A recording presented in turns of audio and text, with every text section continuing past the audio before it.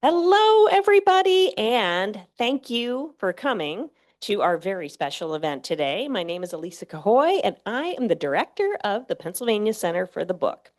So just a few housekeeping items before we get started with our main event. We will have time for questions following the presentation. And if you ask a question, use one of the microphones. Casey, who's right here in the front row, and I will be around to give you the microphone. That way everyone can hear. And we are recording this event. We're not broadcasting via Zoom, but we're recording it on Zoom. So that way the question will also be heard that way too. And there will be a book sale and signing after the event. And this book is otherwise right now going into its second printing. So this is like the main opportunity to buy this book right now, which is great. Yes, so we are super, super lucky. So before we begin, I want to acknowledge the contributions of some people right here in the library. We want to thank our Dean, Faye Chadwell, for sponsoring the PA Center for the book. We want to thank our Head of Humanities and Social Sciences, Betsaida Reyes, for her support. And thanks to our Associate Dean, Rebecca Waltz, for her support as well. Thank you to our faculty and staff of the Pennsylvania Center for the Book, including our amazing outreach and social media coordinator, Casey Sennett, who led the promotions for this event. Thank you to our fantastic James McCready right here in the front row, who provides expert technical support and emotional support for every aspect of this event. Thank you to Jenny Cifelli, Chris Blaska, and the PR team in the library for their PR and design assistance. And thank you to Sarah from Barnes & Noble for being here to sell Beth's book today. Also, thank you to our Lynd Ward Prize Advisory Board members. Wave your hand when I call your name. Kendra Boileau. Thank you, Kendra. And John Meyer. I don't think Joel Pretty is here yet, so he'll wave his hand when he gets in here. And Harlan Ritchie and Scott Smith. And we also recognize the financial contributions of the College of Liberal Arts, College of Art and Architecture, English Department, and the Graphic Design Department toward the continuation of this award. Faye, you just missed your thank you. But thank you, Faye, for your support. We would like to honor and remember Robin Ward Savage and Nanda Whedon Ward for their donation of the materials of their father, Lynd Ward, to Penn State University. The Lynd Ward Prize recognizes Lynd Ward's significant influence on the development of the graphic novel and celebrates the gift, which we saw today, of an extensive collection of Ward's wood engravings, original book illustrations, and other graphic art materials, all donated by Robin and Nanda, and Beth got to see them in special collections today. It was really cool. Between 1929 and 1937, I'm going to hold it up. Lynd Ward published his 6 groundbreaking wordless novels, God's Man, Madman's Drum, Wild Pilgrimage, Prelude to a Million Years, Song Without Words, and Vertigo. They're all here in this box set, and these are presented annually to the winning Lynd Ward Prize author. These are Beth's copies. The Lynd Ward Prize was established in part because of Penn State's strong interest in the art of the graphic novel. And this is the 14th year of the award in 2025, which is presented annually to the best graphic novel, fiction or nonfiction, published in the previous calendar year by a living U.S. or Canadian citizen or resident. And while the award was paused last year due to staffing and retirements, we are back. Woo! And I would like to extend a special thank you to our advisory board members who really advocated to bring this back, and to the graphic novel community at large for their advocacy and support.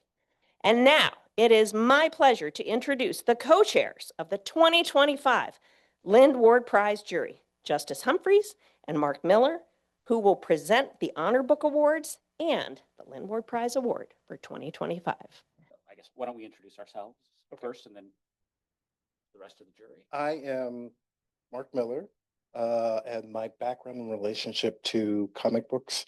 I grew up purchasing comic books on Sundays after church with my family, and it has been a long tradition that includes the cardboard box under the cool counter that has been passed on to my 17-year-old, with additional cardboard boxes since. I'm an assistant professor or an associate professor in the Department of Landscape Architecture here at Penn State, and always look for ways to use graphic novels and other forms of pop media as a means of education. And I am Justice Humphrey, and I'm an assistant teaching professor at Penn State Harrisburg, where I teach composition classes, English, and in the last few years, some of the main things that I teach are actually classes on graphic novels and comics. So I've been a big fan of comics most of my life, been a big reader of graphic novels, for decades. And so it's definitely an honor to be a part of this process this year. And we'll introduce our other members of the jury this year. So we had Megan Brennan, English and film production undergraduate student, just graduated, right? In the spring, congratulations. We have Kate Hoffman, high school English teacher at Delta High School here in State College, and Seth Christian Martell, who is also a graphic novelist, comics maker. You can see here The Mayor and COVID Chronicles, a couple of his works. So we appreciate all of the members of the jury in this process this year. Okay, so like past juries, we are charged with reading over 100 graphic novels, which was in some ways a blessing and a curse, depending on the time of day, time of semester, and the pacing of things. Our different relationships, the way we've come to the medium and the way we appreciate it was a blessing, because we all had a different perspective and we were all willing to share. So we had wonderful discussions about what we all learned and how things were enlightening and making the process of parsing through the stories fairly easy and enjoyable and exciting at times, frankly. Case in point right now, the celebration. And personally, I can say that if I've learned anything from this process, I've learned to appreciate what a good book club can be, thanks to these folks. So again, thank you all for your time and the discussions over the past year. So as a group, though, we narrowed down our selection to 3 books about people confronting trauma. That seemed to be a common theme about the things we were looking at that resonated for all of us. Each story brought forth a protagonist confronting situations beyond their control, and the ways they responded to those situations and circumstances defined them as characters. So our first honor book that we'll tell you about is, I believe it's Baum, the Jellyfish. This one takes a powerful approach to depicting progressive vision loss. It is not solely a story about disability. The primary narrative is intertwined with issues of familial dynamics and romantic relationships. This graphic novel truly capitalizes on the affordances of the graphic genre, with the main character's progressive blindness taking the materialized form of a jellyfish floating inside her eye. As the narrative progresses, the jellyfish multiply and obscure more of the book itself, encroaching on vision both for the protagonist and the reader. The result is a deeply immersive experience. Creative choices and art style make a specific and possibly unfamiliar experience feel personal to the reader. Baum creates an impressive visual work infused within a quiet, easy read and a focus that makes the story relatable. our second honor book, Dave Lapp's The Field, is a deceptively simple, drawn with minimalistic black and white cartoon images. It's about neighborhood kids doing their best to entertain themselves throughout a long summer, yet darkness and cruelty are constantly at the edge of their lives. Pacing is slow and methodical, like summers, but never dull, allowing for subtlety and nuance in the story. The simplicity of the art evokes the worldview of a child while being well-crafted and precise. Interspersing high-stake moments with the utterly mundane, Lapp doesn't merely present the sentimental story of a distant past. Instead, he recreates childhood in a way that the reader becomes fully immersed and experiences what it's like to be a kid again. With that, this brings us to the 2025 winner of the Lynd Graphic Novel Prize. So Beth Hetland explores societal expectations of women via visceral body horror, transforming the seemingly mundane story of a desire for family and acceptance into a provocative social commentary on social norms, perfectionism, and self-harm. The simple art style and occasional grotesque details engage the reader and make them squirm. The elements of body horror echo the themes of how the image of a perfect life in one's dreams or social media feeds are often a facade, hiding deeper horrors within us. Images in the book evoked comparisons to cinema, and I can still hear the screeching violins in my head when I recall some of the panels. But unlike cinema, we were unable to simply fast forward. Instead, we sat with the images, processing the story as individuals and as a community. So Beth Hetland, on behalf of the jury, thank you for an intense, challenging, and engaging book. We're honored to be present here with you today and have the honor of presenting you with the Lynd Ward books and the prize itself.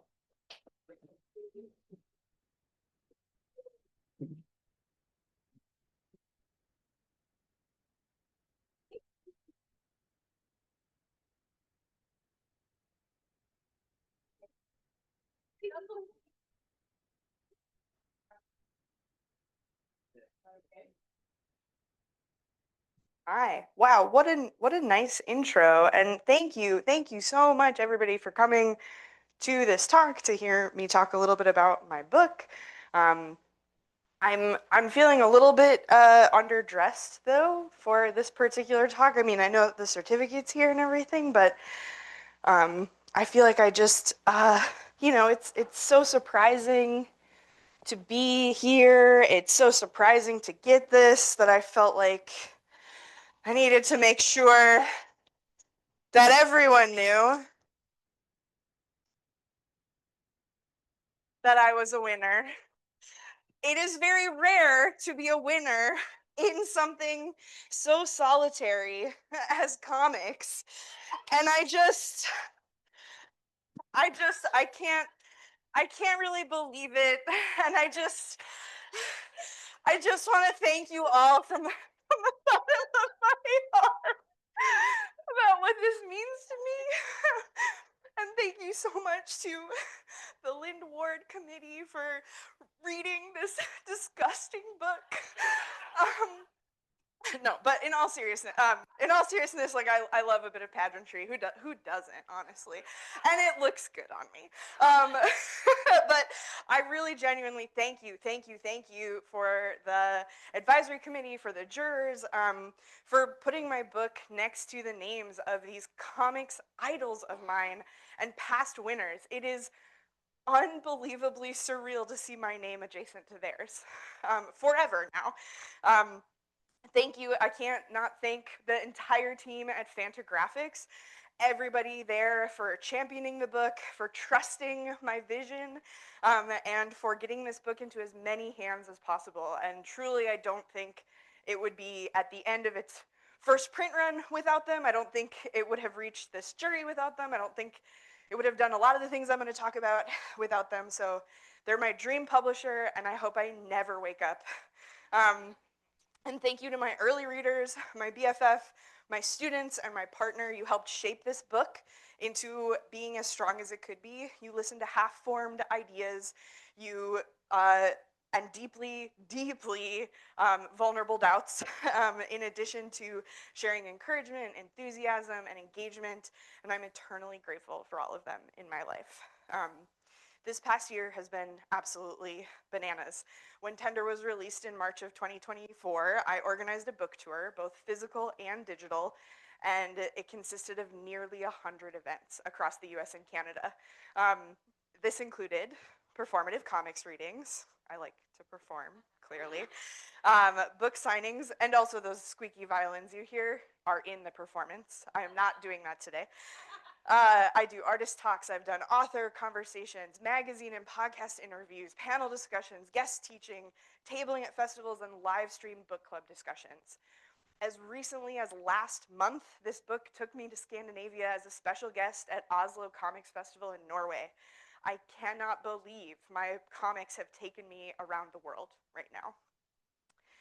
And I want to talk a little bit about the journey of making this book and how I find myself here. On my author page in Tender, it says this is my debut graphic novel. And while this is my debut graphic novel with a publisher, this is not my first comic. I've been making comics since 2006. And I want to talk a little bit about the work that led to getting to this point. I went to the School of the Art Institute of Chicago for my undergrad, and that's where I started making comics seriously. There wasn't a comics program, and I took printmaking, artist books, narrative textiles, and fiber studies, and the very few comics classes that did exist. Despite the lack of a robust comics curriculum, I met several dedicated cartoonists and clung to them for dear life. After undergrad, I did the number one thing everyone tells you not to do, which is I went immediately to grad school at the Center for Cartoon Studies in Vermont.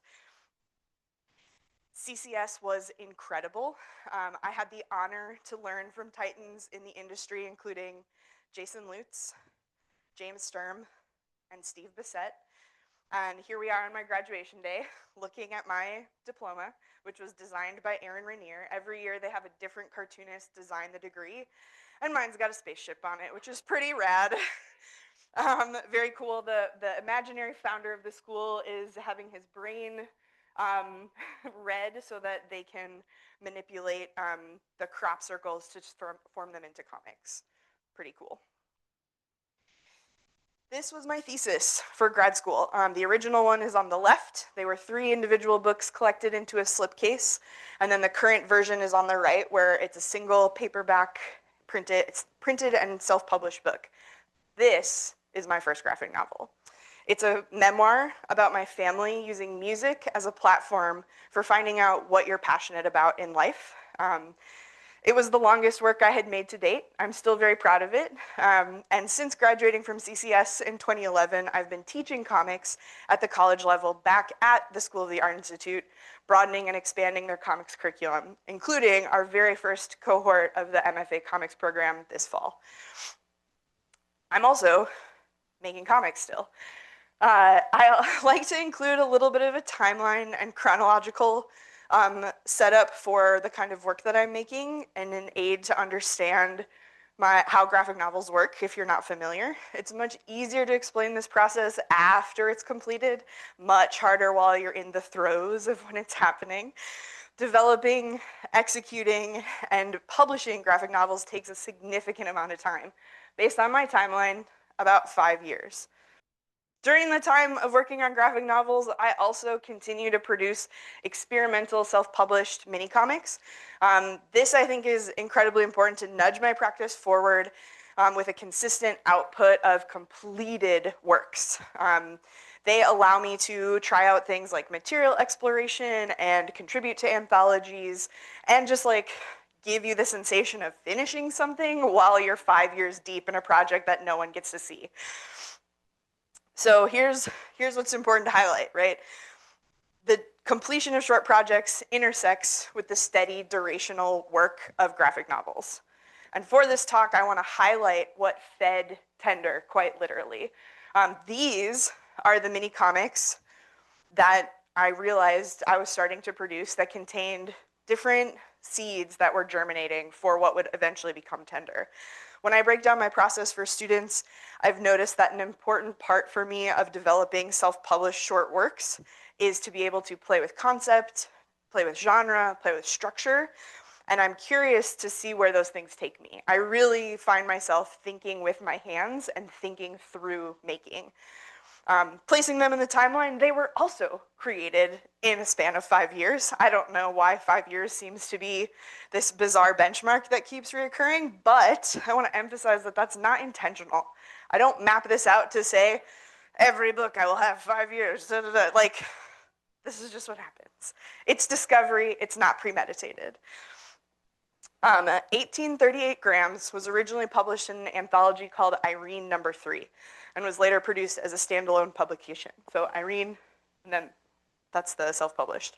This marks the first glimmer in my work that concerns itself with the subgenre of body horror and writing an unreliable narrator. The story follows an unnamed woman who is experiencing paranoia and hallucinations that revolve around a strange growth in her abdomen. At the bottom of every page is a steady, pulsating throb written phonetically that acts as background noise throughout the tale. The story shifts location and perspective each time the reader turns the page, creating a disorienting experience. The horrific things that happen are never addressed. By jumping locations, not resolving the horrors from within, my intent is to make the reader flip back and forth, trying to find firm narrative ground. That disjointed narrative makes both the character and the reader question the credibility of the events occurring. 2 years later, I made another mini comic that featured a female protagonist and a disorienting narrative. In this book, Mirror People, I don't show the threat to the character at all and exclusively show their anxiety building in the anticipation of a threat. The format of this mini is one where the reader must rotate the book in a spiral in order to read it, which stretches time and space in a way that only comics can do. That following year, I made a book called Make Do. And in this mini comic, I was curious to see what would happen in a story where the main character gave up their fight and was resolved to make do with the horrific circumstances presented to them. Throughout this story, a nameless woman is affected with a mysterious growth or rash that slowly begins to take over her body in a Cronenberg-esque escalation. In comics, the control an artist has over the pacing of a sequence is often discussed in relation to the gridded page.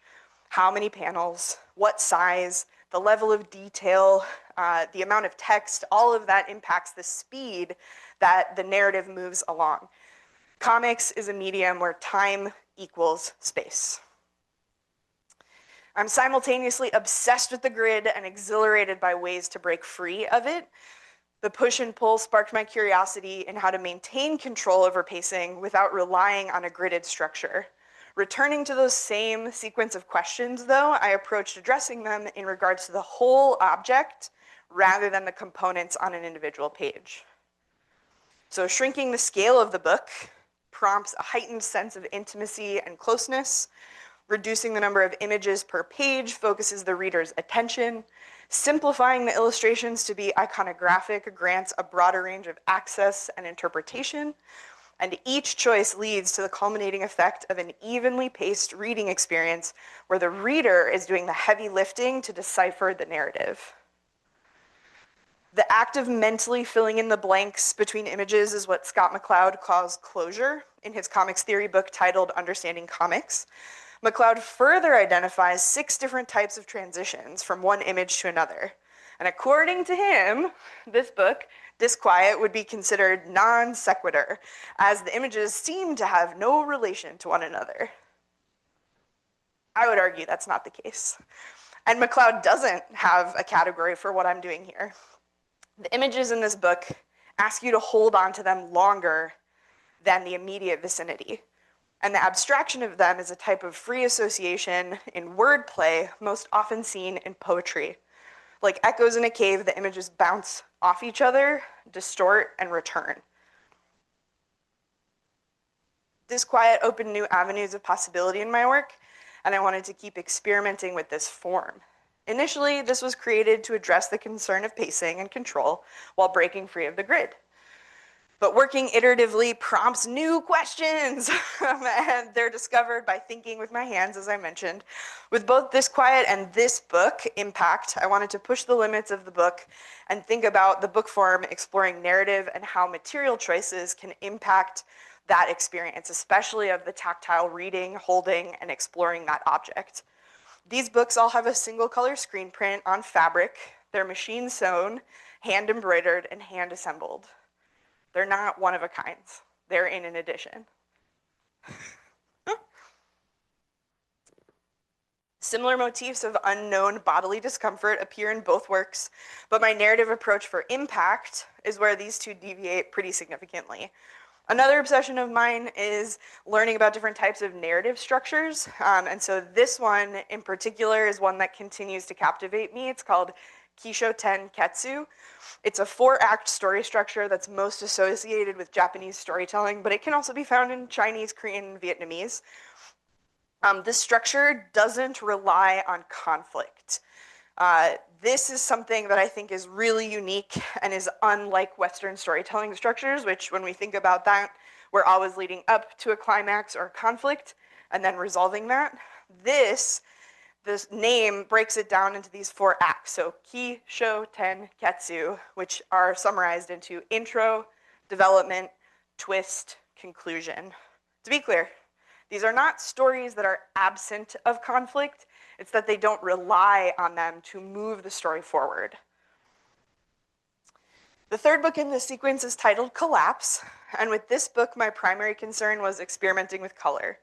In previous iterations, I was working with a singular color that functions more in a binary, closer to like black and white, essentially. But when conceptualizing this project, I was really curious about how color could enhance the atmosphere and heighten the impact of images. If you've read Tender, that should sound very familiar. My approach to color is somewhere in that intersection of printmaking, film, and painting. Aesthetically, I'm drawn to really heavily saturated pigments that vibrate and sear your eyes. I love the pain and pleasure of this type of intensity. Procedurally, I'm drawn to combining color through layering processes like CMYK. The surprises that those create is a way of working that keeps me on my toes. It's more unexpected.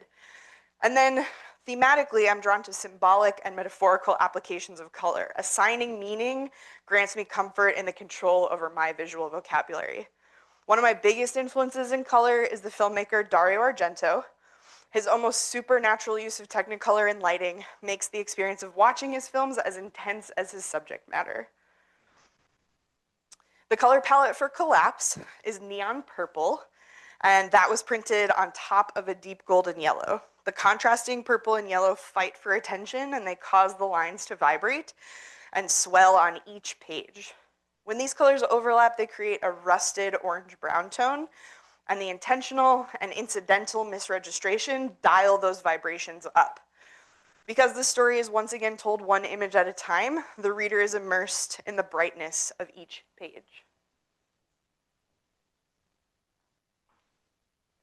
What I haven't shared today is that while making all of these short works, I was also working collaboratively on a project called Half Asleep with my best friend, Kyle O'Connell. And when we could see the finish line for Half Asleep, that was around early 2018, we started asking what's next. And I started thinking about what was next.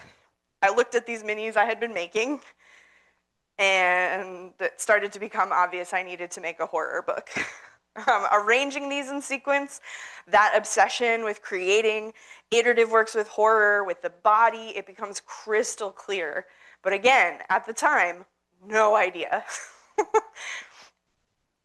So that brings us to 2019, which is when I started using an iPad and Apple Pencil in addition to my physical sketchbook. I began creating several comic and illustration studies focusing on depicting tense atmospheres, extreme color combinations, and slow meandering aspect-to-aspect panel transitions. These studies were a good way to begin to feel comfortable using this new tool and experiment with what kind of range and versatility it offered. Many of the drawings were observational and quiet reflections on environment and lighting.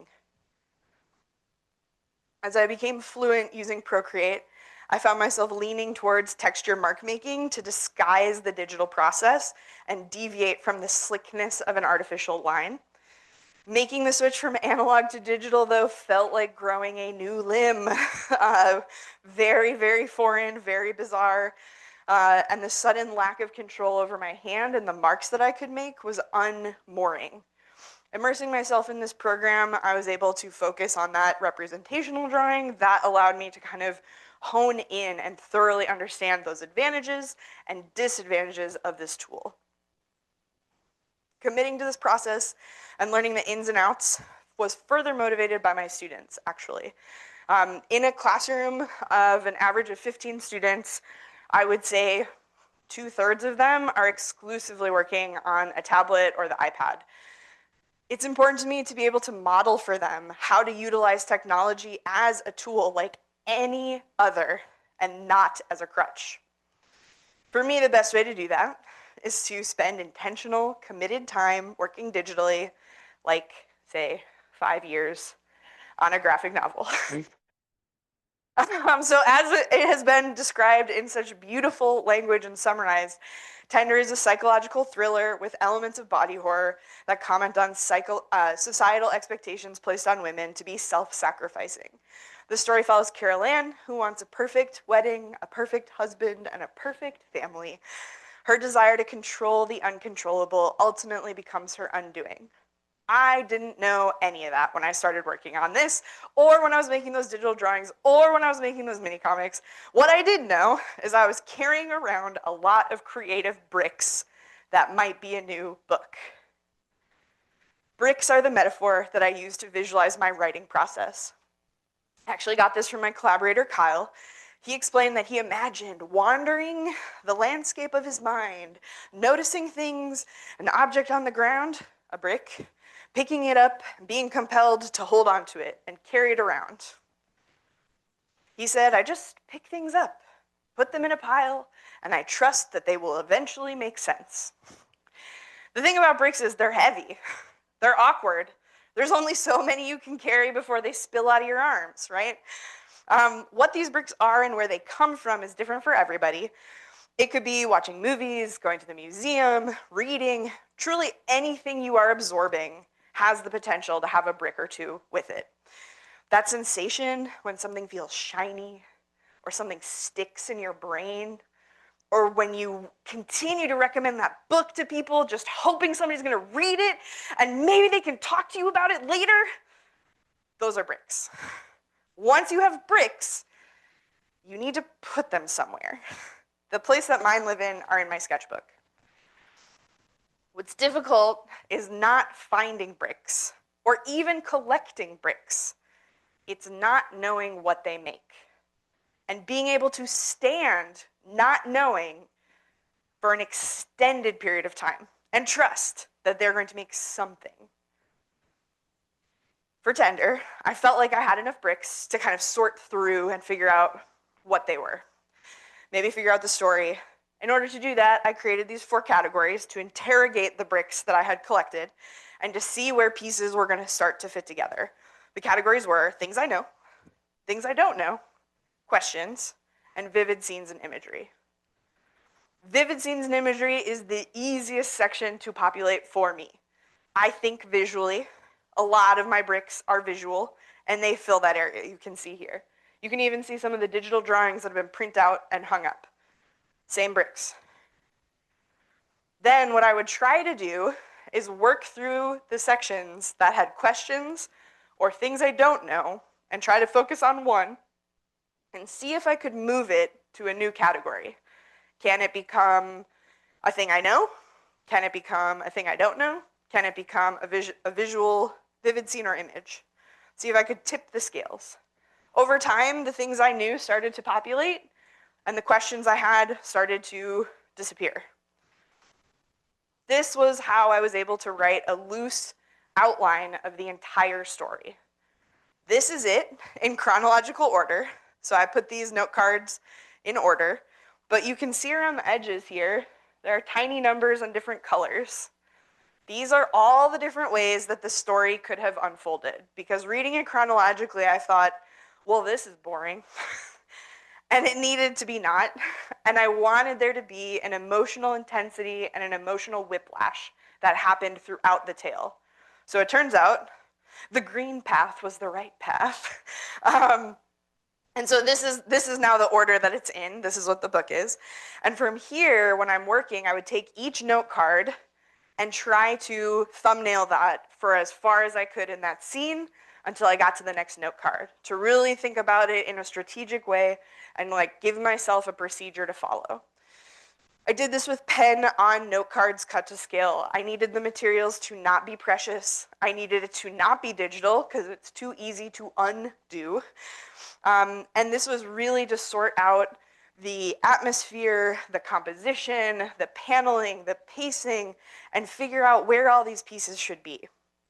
With this way of working, I could consider the page spread. I could rearrange things. I could cut them up, tear them up, scrap them, white them out, do whatever. as well as share the thumbnails with other readers at an earlier stage in the process in ways that I couldn't do with my previous work. This is a video of me finishing the thumbnails in November 2019. Look at all of them. They're beautiful. And they're drawn at they're maybe 3 inches tall, 2.5 inches. This is a new way of working for me. Normally I would just have empty boxes in the margins of a script or empty boxes in my sketchbook where there's lots of them and they were only about 1 inch tall. This felt a lot clearer. It felt like I could translate it a lot better to an outside person, someone who's not in my brain. And it was just a better way for me to move through the process of this book. So here's a better view of some of the thumbnails. This is actually the very first scene that I ever committed to something. This is in about the middle of the book, pages 107 and 108. And this is Carol Ann waking up from a dream and going to the kitchen and taking out a pot roast she had made earlier, hunkering over the stove and snarfing on it in the dark. And then she notices that the cat's watching her. Like we all do, right? This is what the pencils looked like. And I do want to reiterate that the pencils are digital. And no, I don't know why they're still in non-photo blue. Non-photo blue is something that I've used previously in physical media. And it's a way to make the process of turning your inks into finished art faster. I'm just comforted by it. I don't know. I don't have a good answer for you. But you can also see, if I click back, how similar and how little anything changed. The only thing that really changed here is this bottom panel on besides the page count, is that bottom panel, is that I initially had the shadow on the side of the fridge, and it was very unclear, and then the shadow of her eating is now on the floor. This is also the first sequence I colored, and was thinking about as far as how this extreme set of colors can kind of shift the mood. And that normally when you're eating something, it's not that scary. It's not very intense. Maybe the way you're hunched over the stove is kind of intense, but again, we've all been there. But what's unsettling is the way that the color heightens and saturates and makes you feel like something's not right, not okay. These are the first ones. I'm going to click to a slide that has something kind of yucky on it. So just so you know. Something I knew early in the creation of this book is that I wanted the main character to have cinematic nightmares. Her interiority is intense, it's vibrant, and it's a dangerous space densely packed with her obsessions, her fixations, and how uncontrolled she is internally. The majority of the book is depicted in that eggplant purple and functions, again, similar to black and white. But these nightmares include a limited 4-color palette whose colors begin to seep into the waking life of Carol Ann as she unravels and loses control. At times, I'm using color to build tension in the anticipation of something horrific. At other moments, I'm intentionally manipulating the reader's anxiety around this visual vocabulary, only to pull the rug out from under you. To me, the color in this book does serve as this audio accompaniment. Although I don't have synesthesia, in my mind when I read it, I hear high-pitched whine that increases and morphs into a distorted, grinding sound of metal on metal. That's what I hear here. Tender taps into that deep, visceral sensations that penetrate the psyche despite being confined to the page. And it emphasizes how a quiet medium can be incredibly loud. When developing the nightmares, I returned to a similar narrative approach that I was using in those fabric books. I wanted the reader to experience a type of free association wordplay. In comics, this technique is called visual rhyming. Similar to verbal rhyming, visual rhyme establishes a correspondence between 2 different images. This can be applied through subject matter, composition, or color palette. Visual rhymes can also be individual images or full-page layouts. The illogical order of a sequence and repetition of similar images asks the reader to bounce around the page. For example, the surface of a cracked wall crumbling to reveal the pink bricks beneath. Echoes the sequence of a woman pulling the skin off her face to reveal the pink musculature. This is the kind of bouncing, the kind of sequence, and the kind of rhythm that I'm hoping somebody will spend time, if they're not too yucked out, with these pages. As a fan of horror, I'm well versed in its shortcomings and nefarious objectification of women. In particular, body horror involving women, pregnancy, and motherhood seems to be fixated on the idea that natural processes of someone who has a uterus are the horrific element. To me, body horror is horror at its most intimate. It uses the body as a conduit for confronting the inevitable, which is change. I'm interested in contemporary horror's priorities and with character and not the gore necessarily. Its interiority, not necessarily its spectacle. Through the development of Tender, I immersed myself in a variety of horror theory books from feminist and queer lenses. I read prose that featured hysterical women and watched films that skewed toward psychological thrillers. I came across this quote last year from Feeding the Monster by Anna Bugatskaya that reinforces an idea I'm exploring with Tender. And this is what I kind of want to conclude with is cannibalism in literature is not really about the killing. It's about the devouring. Horror is steeped in loneliness, and cannibalism is our given metaphor for our suffocating desire for connection. End quote. Carol Ann is hungry for a perfect life that she thinks she wants. She'll do whatever it takes to get it. The extreme lengths that she goes through is echoed in the extreme vibrancy of the final saturation in the pages of this book. The last 2 pages mirror the first 2, and I wanted it to be hard for us to look at what she had done, both literally and conceptually. Thank you so much for this honor and for listening to me talk about this book. I'm happy to take any questions you might have. Hi, Beth. Sorry, Kate again. Hi. I'm like desperately taking notes over here to bring things back to my students. The little mini cloth books that you made, did you say they're not one-offs? There's multiple of those out in existence. How many did you create? Yeah, so each of the fabric books, I did in an edition of either 35 or 40. And I only gave them to my students who happen to be enrolled in my classes at that time for free. And those are the only ones in existence. And people are furious that I've done that. Oh, I bet. And I'm not sorry. But can I ask about the make it? Do you have a sewing machine? Were you a seamstress before this? I guess I'm just wondering, like, No. I'm so intrigued by this with the cloth elements. And I actually wrote down, these are like horrifying baby books. They are. Yes, that's the goal. So that was, that's what they feel like. Yeah, and they're at that size. They're about 4.5 inches by 4 inches. So they are only about this big. So you have to hold them very close. And then they get really disturbing. So I watch people like yank them away from their body and then their crown falls off. But no, I'm not a seamstress. One of the first classes I ever took at the School of the Art Institute was a fiber and narrative textiles class. And I then was able to, when I returned, to inherit teaching it. And I got really interesting questions about, but you're a cartoonist and you use paper. Why are you teaching fibers? And I was like, well, I like it. And they're like, that's not enough. So I started thinking, I truly started investigating that about myself, which led to all these questions about the book form and materiality and like how the process of making something can be like part of and embedded in developing the work, especially thinking about the rich history of like invisible labor within textiles. Similar to, right, like the invisible labor of drawing constantly, right? This repetitive, like hand twitching that we do is the same, or like, right, it's very much like a process of like purging and like healing and like suturing in a way that quite literally is applied to the creation of the work.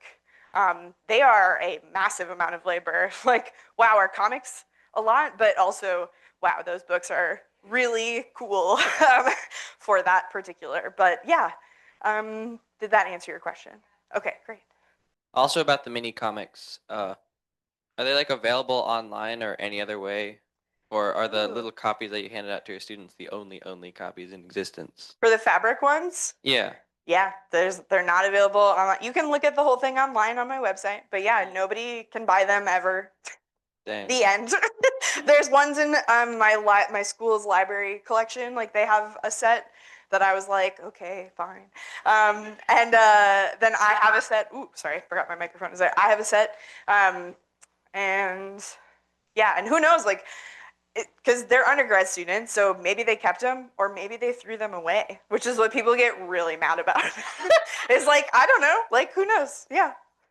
But it feels good to put something out there and nobody knows about it and just be like, yep, bye.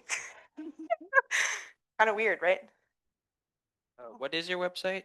It is Beth-Hetland.com. Yeah. I'm very Googleable. What a fine presentation. Thank you. That's Thank really, you so much. yeah, it's really marvelous to hear you think about your relationship with your reader. And sometimes it seems like actions you're performing on the reader. Yes. What in that sort of aspect of your work, what do you see the function of symmetry? So many of the pages had a really strong symmetry. Yeah. And so what's that doing? Yeah. That's a really good question. How do I want to explain that?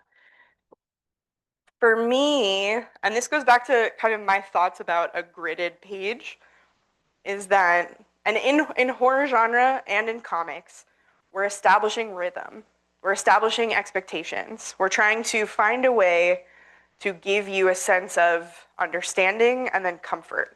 And I think about that as moving specifically in horror from order to chaos and not returning to order, which is what most story structures go: order, chaos, order. And you're like, order, right?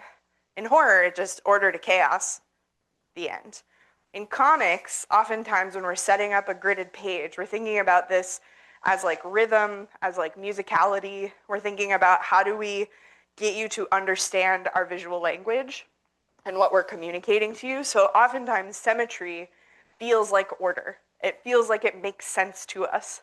So then when something tips that scale, my hope is you're paying attention or you notice it or you feel off kilter. And even if you're not a super close reader of it, like instinctually and internally, you might have that reaction. So that's why I think a lot about symmetry. Does that answer that? Okay, great question. First off, I don't know why you said you were underdressed. I love your outfits. Thank you. I was fishing for a compliment. No, You got it. thanks. I apologize for what's probably a fairly common question, but growing up, what were some of your inspirations as far as comics, graphic novels, even like within the horror aspect, like different movies, books, or whatever? Like, what were your inspirations getting into Tender? Yeah, so one of the earliest ones is that I saw Poltergeist at a very young age and it messed me up. And that is why the character's name is Carol Ann, 100%. It is a Carol Ann, go to the light. Like I literally could not sleep in a room with a television for years. The sound of static still makes me uncomfortable. I do not like that film, but I love that film. I'm getting some feedback. I better get back behind. Oh, it's this. Sorry. When I was growing up, I was like an anime kid. So a lot of my early influences were like Cowboy Bebop and Foolie Cooley. This one wasn't when I was growing up, but I really liked Paranormal Agent, if you're familiar with that anime, and if not, check it out. I was reading like Peanuts and Kathy and Foxtrot like in the newspaper when I was young. Those are not horror at all, nor are they graphic novels. I really genuinely came to graphic novels as a young adult, as like a college student in undergrad in those classes, and felt like this is my life, this is my destiny, it's this, and that really opened up a lot of new influences. But some of the early ones at that point were things like Charles Burns' Black Hole, Uzumaki by Junji Ito. If these are new titles to you, I hope you're, or pull up your Libby app, get them from the library, or here if you're a student. Yeah, and then films I could give an entirely different lecture about, but we'll just stick to, like I mentioned, Dario Argento, who's a director, and he did the 1977 film Suspiria, which is something that is candy-coated horror. It's so vibrant, it's so intense, it's so weird. It's about witches in ballet school. So I'll end that there, because otherwise, too long.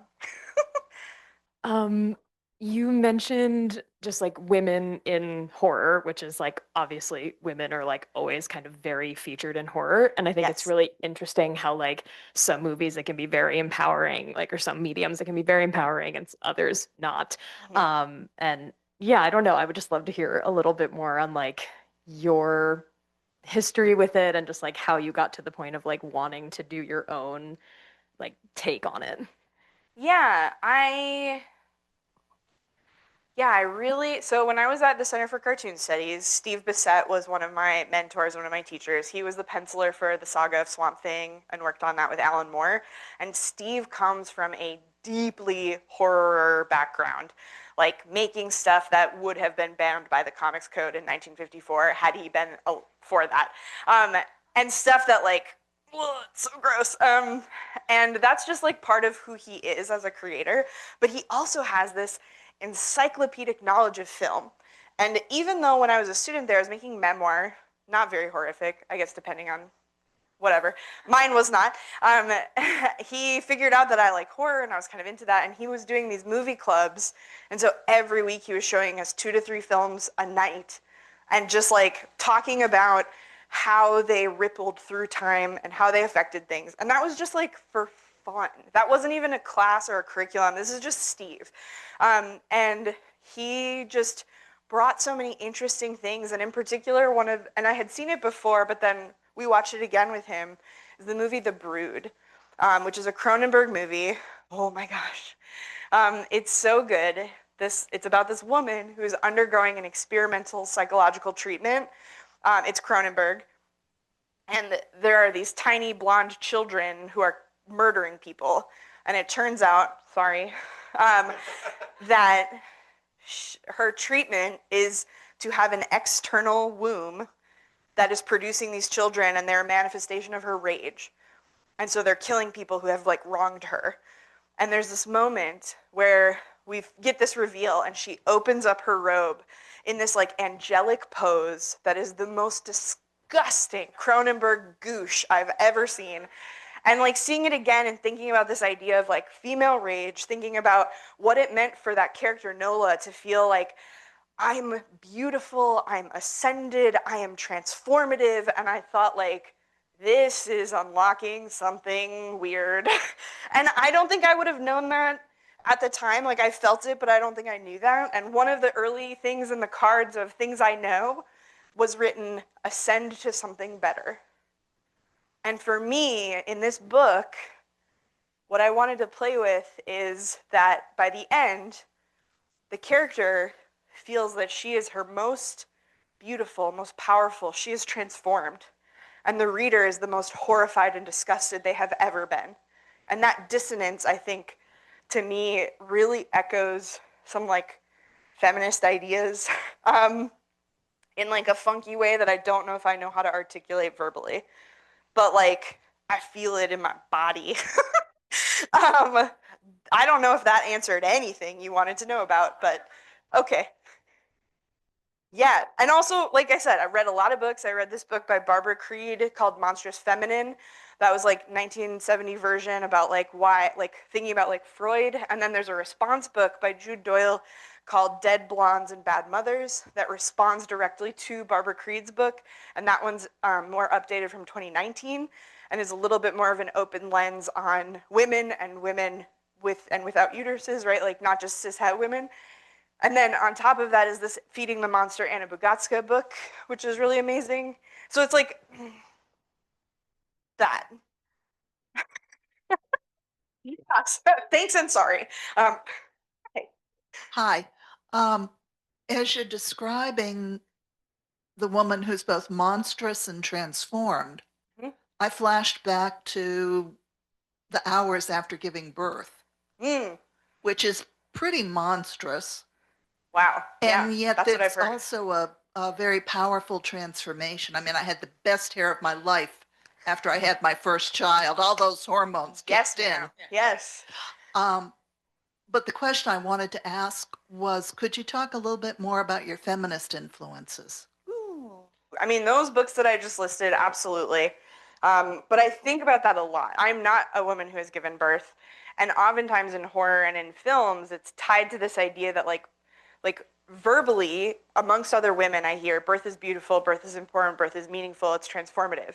And in film and in writing and in all these other private spaces, I hear it was horrible, it was monstrous, it was the most intense thing of my life, it was awful, I'm still recovering, nobody taught me this, nobody taught me that, I had postpartum, I had psychosis, I had da da da da da da. And it's this like secretive, weird zone. And I guess some of my like feminist influences are that I don't like that. I wish that I had a better model. Like one of the questions I've received about this idea of feminism, but also thinking about societal expectations is then, well, where do you look? Where do you look for a model? Where do you look for, shaping your life and shaping who you are and helping to understand this? And I think I'm still looking, if I'm being perfectly honest. Like, I'm still trying to figure it out.